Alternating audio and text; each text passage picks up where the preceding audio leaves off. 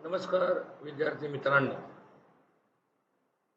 आताच आपण सायन्स 1 या रॅपिड रिव्हिजनचा अभ्यास केला. आता आपण सायन्स 2 या रॅपिड रिव्हिजनचा अभ्यास करणार आहोत.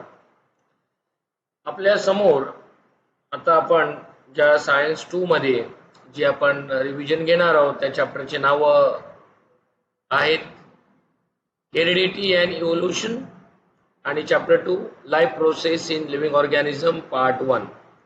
विद्यार्थी मित्रांनो, आपण विद्यार्थ्यांच्या आग्रहास्तव यूट्यूब चॅनलवर विविध प्रकारचे व्हिडिओज नेहमीच अपलोड करत असतो, जेणेकरून विद्यार्थ्यांना तो अभ्यास व्यवस्थित सोपा जावा. त्याच उद्देशाने हा आपला आजचा दुसरा व्हिडिओ आहे. इयत्ता 10वीच्या विद्यार्थ्यांसाठी, स्पेशली सेमी इंग्रजी माध्यमाच्या विद्यार्थ्यांसाठी हा व्हिडिओ आहे. आता आपल्या समोर जो पहिला प्रश्न दिसतोय तो आहे MCQ पॅटर्नचा, ज्याला आपण बहुपर्यायी प्रश्न असं जो म्हणतो, या प्रकारचा प्रश्न आपल्याला इथे समोर दिसतोय. विद्यार्थी मित्रांनो, या प्रकारच्या प्रश्नाची उत्तर लिहिताना एका गोष्टीची काळजी घेणं गरजेचं आहे, जे आपण सायन्स 1च्या व्हिडिओमध्ये पण सांगितलेलं आहे. प्रश्न काळजीपूर्वक वाचणं अत्यंत महत्त्वाचं आहे. क्वेश्चन 1 आपल्याकडे आहे, choose correct option and write its letter. म्हणजे फक्त आपल्या उत्तरामध्ये लेटरचं ऑप्शन अपेक्षित आहे. आपल्या समोर प्रश्न आहे, the process of transferring information from DNA to RNA is called as a dash. तर आपल्या समोर 4 पर्याय आहेत, transcription, catalysis, translation and message transmission. तर याचं उत्तर आहे आपल्याकडे ट्रान्सक्रिप्शन. सो मी ते ऑप्शन मध्ये लिहिलं आहे. फक्त आन्सर आहे. कुठल्याही परिस्थितीत पूर्ण फिल इन द ब्लँक्स न लिहिता आपल्याला तो प्रश्न आणि त्याचा ऑप्शन लिहायचा आहे, ज्या वेळेला सायन्समध्ये MCQ लेवलचा प्रश्न विचारला जातो तेव्हा. चला आता आपण दुसऱ्या प्रश्नाकडे जाऊया. दुसरा प्रश्न आपल्याला पुन्हा MCQ कॅटेगरी मधला विचारला आहे. Choose the correct option and write its letter असं म्हटलंय. As a product of glycolysis dash is obtain. विद्यार्थी मित्रांनो, आपण life process in living organism म्हणजे हा आपला चॅप्टर नंबर जो 2 आहे, यामध्ये आपल्याला ऑक्सिडेशन ऑफ ग्लुकोज 2 पद्धतीने पाहता येते किंवा 2 पद्धतीने ऑक्सिडेशन ऑफ ग्लुकोज होते. त्याच्यातली जी स्टेप आहे, त्यातल्या एरोबिक रेस्पिरेशन मधली जी स्टेप आहे, त्या पहिल्या स्टेपला आपण म्हणतो ग्लायकोलिसिस प्रोसेस. आणि या ग्लायकोलिसिस प्रोसेसमध्ये जो पदार्थ बनतो ज्याचं नाव आहे पायरुविक ऍसिड. ऑप्शन काय आहे? Pyruvic acid. पण आपल्या या कुठल्याही ऑप्शनमध्ये पायरुविक ऍसिड दिसत नाही. म्हणजे कार्बन डायऑक्साईड दिसतो, ऑक्सिजन दिसतो, वॉटर दिसतो. So product obtained in a glycolysis process is a pyruvic acid. So pyruvic acid इथे ऑप्शन नसल्यामुळे त्याचं करेक्ट आन्सर आहे नन ऑफ दिस. पण जर आपल्या ऑप्शन मध्ये इथे पायरुविक ऍसिड असं जर असेल तर माझं उत्तर मात्र इथे पायरुविक ऍसिड असेल, याची विद्यार्थ्यांनी नोंद घ्यायची. म्हणजे एकच प्रश्न आपल्याला वेगवेगळ्या पद्धतीने विचारला जाऊ शकतो. नमुन्यादाखल इथे आपण हा प्रश्न इथे दिलेला आहे. आता आपण येऊया दुसऱ्या प्रश्नाकडे, जो MCQ नसून आन्सर द फॉलोइंग क्वेश्चन आहे. सायन्स 2 मधल्या प्रश्नांची उत्तरं लिहित असताना आपल्याला सायंटिफिक टर्म्स या आपल्या उत्तरात असणं गरजेचं आहे. क्वेश्चन आपल्याला विचारला आहे, व्हॉट इज 2N सेल. या 2N ला आपण डिप्लॉइड असं देखील म्हणतो. That is called diploid. A diploid cell that contain 2 set of chromosome. कारण की क्रोमोझोम जे असतात ते नेहमी पेअर मध्ये येतात, जोडीने येतात. ज्याप्रमाणे आपण पाहतो की हँड ग्लोव्ज आपण जोडीने घेतो, सॉक्स आपण जोडीने घेतो, काही अँगल्स असतात ते जोडीने येतात, त्याप्रमाणे क्रोमोझोम्स हे देखील काय येतात, जोडीने येतात. सो N म्हणजे हा सिंगल झाला आणि 2N म्हणजे काय झाला, जोडीने. आपल्याला प्रश्न विचारला की कोणत्याही सेलमध्ये 2N याचा अर्थ काय आहे.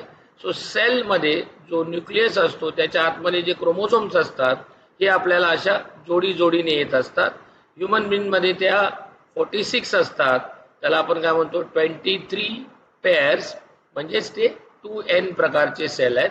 So diploid cell that contain 2 sets of chromosome from each parent, म्हणजे एक मेल मधून आलेला आणि फिमेल मध्ये आलेला, म्हणजे ज्याला आपण डिप्लॉइड झायगोट असं म्हणतो. म्हणजे गॅमेट फॉर्मेशन मध्ये ज्या वेळेला आपल्याला फादर कडून डिप्लॉइड, मदर कडून डिप्लॉइड, सो गॅमेट फॉर्मेशन होणार, तर इथून फादर कडून एन किंवा मेल कडून एन, फिमेल कडून एन, आणि याचं कंबाईन होऊन जो आपल्याकडे झायगोट बनेल तो 2n असेल, त्याला आपण काय म्हणणार आहोत 2n सेल. म्हणून हा n एक आला मेल कडून आणि एक आला फिमेल कडून, या अर्थाने फ्रॉम ईच पॅरेंट असा त्या शब्दाचा अर्थ आहे. चला आता आपण दुसऱ्या प्रश्नाकडे जाऊया. काय आपल्याला विचारलंय? दुसरा प्रश्न आहे, name the hormones produced during the respiratory process. विद्यार्थी मित्रांनो, ज्या वेळेला रेस्पिरेशन होते, त्या वेळेला आपल्याला ज्या वेळेला हॉर्मोनल चेंजेस होतात किंवा शरीरामधले जे हॉर्मोन्स आहेत, या रेस्पिरेटरी प्रोसेसमध्ये वेगवेगळ्या प्रकारचे हॉर्मोन्स तयार होत असतात, ज्यामध्ये इन्सुलिन आहे. नॉर्मली अमिनो ऍसिड जे आहेत, हे अमिनो ऍसिड हे कन्वर्ट वेगवेगळ्या प्रकारच्या हॉर्मोन्स मध्ये करत असतात.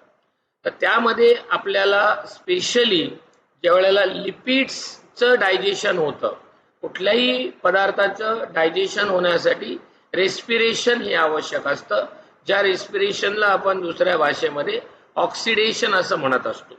सो हे oxidation is a one of the respiration process.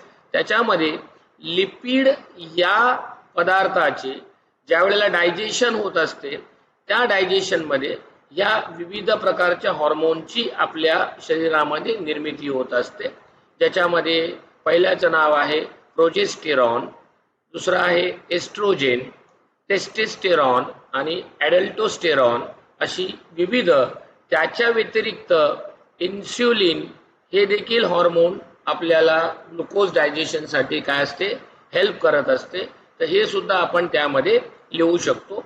म्हणजे ह्या प्रत्येक हॉर्मोनचं कार्य हे वेगवेगळं असतं. आता जसं आपण सायन्स 1 मध्ये पाहिलं की बऱ्याच वेळेला आपल्याला गिव्ह रिझन हा प्रश्न जेव्हा विचारला जातो, तेव्हा विद्यार्थी मित्रांनो की गिव्ह रिझन म्हणजे शास्त्रीय कारणे लिहा, या प्रश्नांची उत्तरं लिहित असताना आपल्याला त्या प्रश्नाचे भाग करणं खूप महत्त्वाचे आहेत, जेणेकरून मला त्याची उत्तरं लिहिताना कोणता मुद्दा राहायला पाहिजे.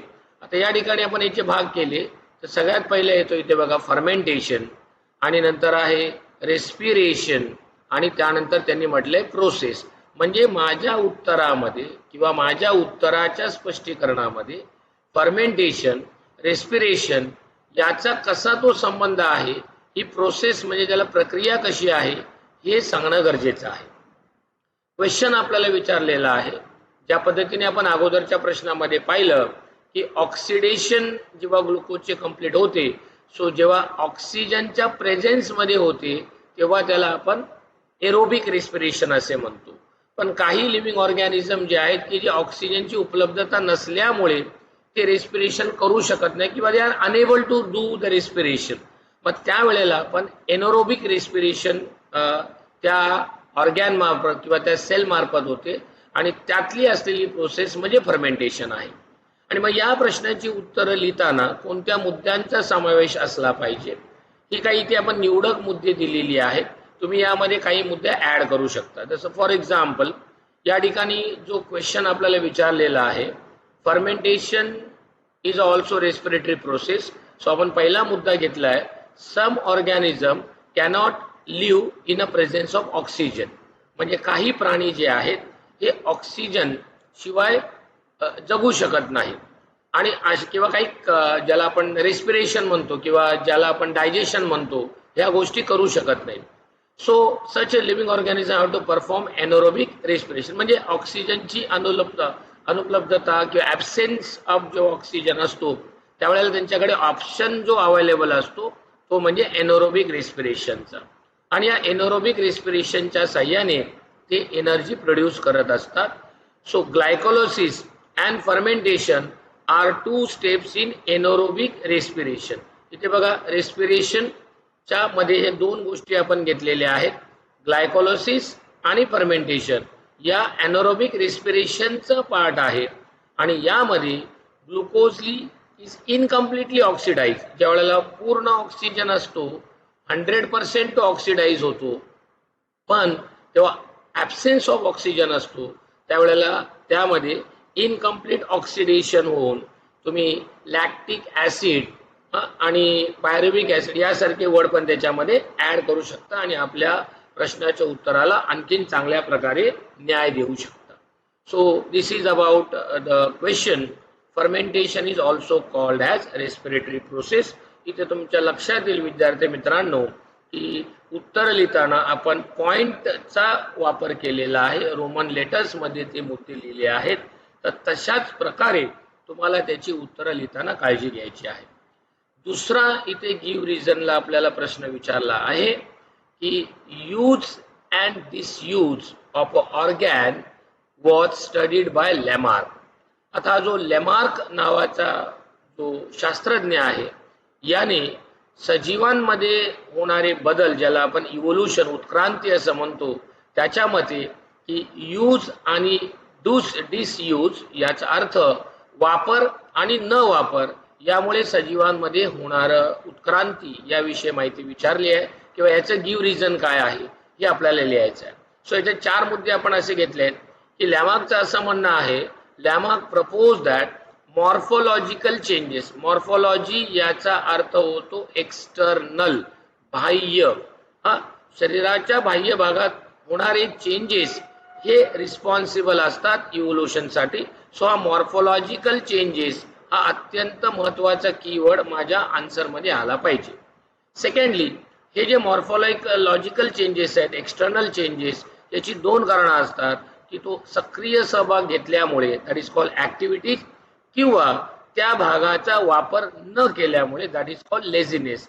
म्हणजे कोणत्याही बाह्य भागाचा विकास जर ॲक्टिव्हिटी केल्या असेल, तो सक्रिय असेल तर त्याचा विकास होतो, आणि जर तो सक्रिय नसेल तर तो लुप्त पावतो. असा हा सेकंड पॉइंट आहे. त्यांनी मग उदाहरण दिले की साधारणपणे जिराफ नावाचा जो प्राणी आहे याची मान जी आहे ती लांब का झालेली आहे, त्याचं कारण आहे the neck of giraffe has become too long due to the browsing on the leaves of a tall plant. उंच वनस्पतीची पानं खाण्यासाठी त्याने आपल्याकडे ॲक्टिव्हिटीच्या स्वरूपात विशेष करून आपल्या मानेला ताण दिला, एक्सटेंड केली, आणि म्हणून ही अनेक जनरेशनमध्ये ती झाली. याच्यात तो यूज झाला आणि म्हणून जिराफाची मान जी लांब झाली, हा यूजचा मुद्दा इथे येता येईल. आता परत डिसयूज असं म्हटलेलं आहे. सो डिसयूज मध्ये काय घेऊ शकतो आपण, तर birds like a swan and duck are become useful for swimming due to living in water. तर स्नेक्स जे आहेत, म्हणजे साप जे आहेत, त्यांनी आपले पाय गमावले, they lost their leg because they are of burrowing habit. म्हणजे त्यांना बिळामध्ये किंवा जमिनीमध्ये बीळ करून राहण्यासाठी पायाची अडचण होती आणि त्याकरता त्यांनी त्याचा युटिलायझेशन केलं नाही, त्याचा वापर केला नाही, आणि म्हणून नेक्स्ट जनरेशनमध्ये ते काय लॉस झाले. दिस इज कॉल्ड डिसयूज. त्याच्यामध्ये तुम्ही ऑस्ट्रिच आणि इमू याचं देखील उदाहरण ॲड करू शकता. आणि अशा पद्धतीने आपण लॅमार्कच्या या सेंटेन्सला यूज आणि डिसयूज ही जी संकल्पना आहे ऑर्गॅनच्या बाबतीमधले, म्हणजे अवयवाच्या बाबतीमध्ये, त्याचं म्हणणं असं आहे की कोणत्याही प्राण्याचा एखादा अवयव विकसित किंवा अविकसित राहण्यामागचं कारण काय हे त्याच्या स्पष्टीकरणामध्ये, त्याच्या सिद्धांतामध्ये, दॅट इज कॉल्ड लॅमार्किझम मध्ये आलेलं आहे. सो हे झालं गिव्ह रिझन. नेक्स्ट क्वेश्चनकडे आपण येऊया. आता हा बऱ्याच वेळेला आणि परीक्षेला येणारा प्रश्न वेगवेगळ्या माध्यमातून विचारला जातो. इथे मुद्दामून मी विद्यार्थी मित्रांनो जे उत्तर दिलेलं आहे ती आपल्या टेक्स्टबुक मधली जी इमेज आहे ही इथे आपण इथे दाखवलेली आहे. त्याच्यात काय काय विचारलं जाऊ शकतं. प्रश्न विचारलाय बघा, amino acid form during protein synthesis. प्रथिनांचं विश्लेषण होत असताना कोणकोणत्या प्रकारचे अमिनो ऍसिड बनतात किंवा अमिनो ऍसिड पासून कोणकोणत्या प्रथिनांची डेव्हलपमेंट होते. जसं आता बघा, आपल्या शरीराला आवश्यक जर काय असेल, प्रोटीनचं कन्वर्ट हे कशात होते, अमिनो ऍसिड होते. See, protein is converted into amino acid. ही अमिनो ऍसिड जेव्हा शरीराच्या विविध भागामध्ये जातात, फॉर एक्झाम्पल प्रोटीनचे अमिनो ऍसिड मध्ये कन्वर्ट झाल्यानंतर जर ते बोन मध्ये जात असेल तर ते आपल्याला असणारं अमिनो ऍसिड असणार आहे ओएसिन. मग आता इथे आपल्याला ओएसिन कुठे उपयोगात आहे, बोन, म्हणजे हाडांची मजबूती राहते. स्किन मध्ये जर आपण गेलो तर त्याचं नाव आहे मेलॅनिन किंवा केरॅटिन. ब्लड मध्ये असेल तर ते हिमोग्लोबिन आहे. मसल मध्ये असेल तर ते ऍक्टिन, मायोसिन, आणि पिट्युटरी ग्लँड मध्ये असेल तर विविध प्रकारचे हॉर्मोन्स आपल्याला मदत करतात. आणि पॅन्क्रियाज जर असेल तर इन्सुलिन आणि ट्रिप्सिन, जे दोन्हीही आपल्याला ग्लुकोज डायजेशनला काय करतात, हेल्प करतात. म्हणजेच आपल्या उत्तरातला हा जो कन्सेप्ट मॅप आहे, संकल्पना चित्र, की जर मला अमिनो ऍसिड बद्दल काही प्रश्न विचारला गेला तर हा असा आपण चार्ट काढून या प्रश्नाचं उत्तर सहज लिहू शकतो. यातली सगळी चार्ट आपल्या जरी लक्षात राहत नसतील तर काही मोजक्या अनुषंगाने आपण त्यातले लिहू शकतो, परंतु महत्वाचे जे आहेत ते बोन्स, पॅन्क्रियाज, त्यानंतर ब्लड सर्वच महत्वाचे. परंतु आपल्याकडे वेळेची कमतरता असल्यामुळे या किमान या एवढ्या गोष्टी जरी आपण लक्षात ठेवल्या की स्किन मध्ये असलेले मेलॅनिन, बोन्स मध्ये असलेलं ओएसिन, आणि ब्लड मध्ये असलेलं हिमोग्लोबिन, आणि पॅन्क्रियाज मध्ये असलेलं इन्सुलिन आणि ट्रिप्सिन, हे काय आहे, अमिनो ऍसिड आहे, जे की प्रोटीन सिंथेसिस प्रोसेस मध्ये उपयोगात आणले जाते किंवा त्याचा तिथे यूज होतो. पुढचा प्रश्न आपल्याकडे आहे की एव्हिडन्सेस ऑफ इव्होल्यूशन. विद्यार्थी मित्रांनो, आपल्याकडे एकूण 6 प्रकारचे उत्क्रांतीचे पुरावे आहेत. त्या 6 पैकी आपल्याला इथे चार्ट मध्ये दिसत आहे की एव्हिडन्सेस ऑफ इव्होल्यूशन, इथे चार्ट दिलाय बघा, हा पहिला प्रकार आहे. त्यानंतर हा असलेला हा पहिला झाला, हा दुसरा प्रकार, आणि विचारले तिसरा आणि चौथा प्रकार काय असेल, तिसरा आणि चौथा काय असेल. तर इथे आपण एव्हिडन्सेस लिहिलेले आहेत. जसातला पहिला एव्हिडन्स आहे एम्ब्रोलॉजिकल एव्हिडन्सेस, दुसरा आहे कनेक्टिंग लिंक, तिसरा आहे पॅलेंटॉलॉजिकल एव्हिडन्सेस, आणि चौथा आहे वेस्टिजियल ऑर्गॅन. आणि उरलेले 2 हे ऑलरेडी आपल्या चार्ट मध्ये आलेले आहेत, त्यामुळे त्याचा उल्लेख आपण या ठिकाणी केलेला नाहीये. तर अशा प्रकारच्या प्रश्नाची उत्तरं लिहिताना विद्यार्थी मित्रांनो एक काळजी घेणं आपल्याला गरजेचं आहे. जर मी एम्ब्रोलॉजिकल एव्हिडन्सेस हे जर उत्तर लिहित असेल तर त्याचं डेफिनेशन लिहिणं थोडंसं आवश्यक आहे. कनेक्टिंग लिंक जर मी त्याच्यात लिहित असेल तर त्याचं डेफिनेशन लिहिणं हे देखील आवश्यक आहे. अशा पद्धतीने आपल्याला हे 6 एव्हिडन्सेस ऑफ इव्होल्यूशन आहे.